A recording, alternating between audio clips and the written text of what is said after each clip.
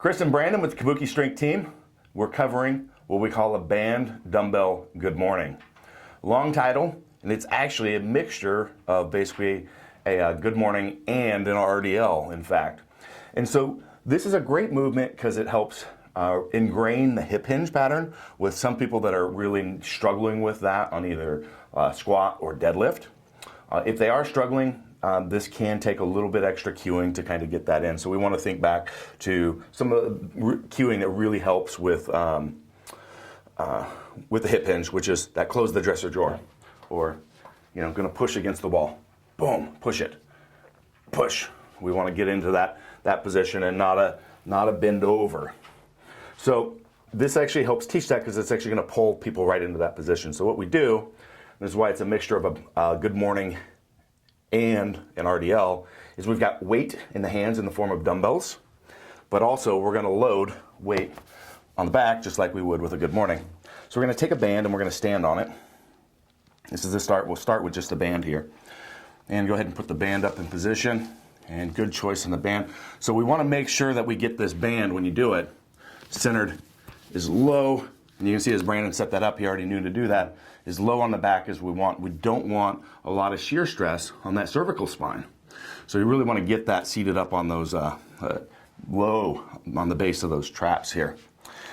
And then, I'm not sure if you got enough room there with the wall, but let's go ahead and try to, I think so. Okay, boom, shoots, closing the dresser drawer, comes up, okay? The great thing about this movement, and one of my pet peeves with the good morning, is we've got a really heavy loaded movement with a lot of risk for lumbar disc issues as we're doing it with those levers, and it all loads up. Our weakest spot is here, so we're really training that worst spot and that highest injury mechanism. So the combination of the band and the dumbbell allows us to rebalance that weight so that we deload a little bit as we get into those risky positions, but it's really critical that we maintain our proper IAP while we're doing this. It's fundamental because there is risk for injury if you're not doing this, particularly in a fatigue state. So this is usually what we do for a repetition type movement, like 4 sets of 12, something like that. We're not doing a max effort on this. So the next thing that we do, we've got the hip hinge with the band. You can see how that just pulls him straight down. He's got to shoot the hips back, otherwise, he's going to be in a really funny position with the band pulling the wrong direction. So the next, I'm going to have you waddle over there and grab the dumbbells.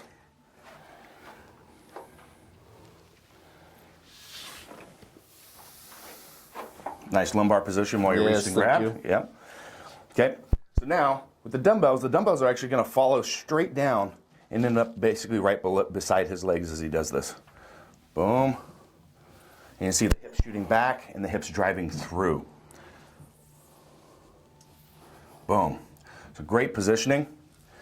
Now the combination of the bands as you get towards the top of this movement, and this is what makes it a beauty, is they start kicking in hard once you start getting into this safer position. But you've got to fire and wedge our glutes, boom, into position. So you get a huge level of gluteal activity. You've got a nice balanced motion with engaging the hamstrings. We've got reduction in risk of injury for lumbar disc issues. And then we've got cueing and feedback immediately on hip hinging. So this is one of our, it's a great movement for these. Brandon, while we got you all tied up there, you got any input? I'll drop these. 2 things that come to mind as I'm doing this. This is one that, because it's anchored in at a certain point, it's going to keep you in line. Yep. And even standing here, I find myself really having to flex hard just to even maintain the band tension. Otherwise, it wants to just pull us down. Whereas if we have a bar on our back, it's something that we can kind of just hold statically, but this is actively pulling us. So it's really a very diverse movement. Yep. Love doing this, after a squat session, after a deadlift session, or an accessory day during the week. There's been so many times that I've went, man, that'd be a great photo or video to post, but I never do because I always do it shirtless. And I've got I'm really got my IAP firing, so it looks like I have just incredibly massive love handles because my obliques are just fired hard while doing this. So this is an incredible workout on the core. And so you want to find that balance of dumbbell weight to band weight.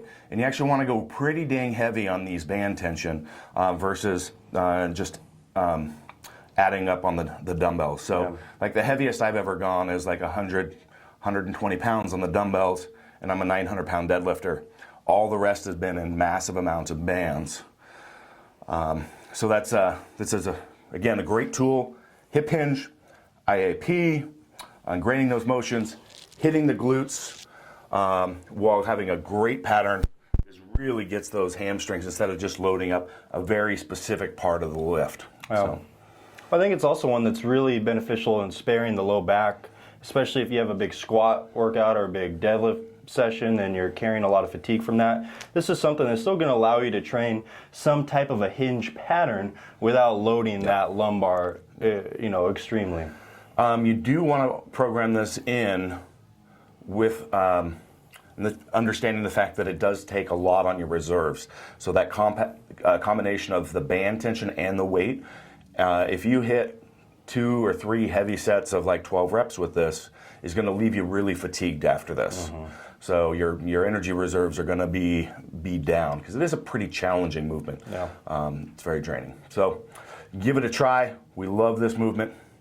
Shout out to my friend John Pender who introduced to me this probably a decade ago.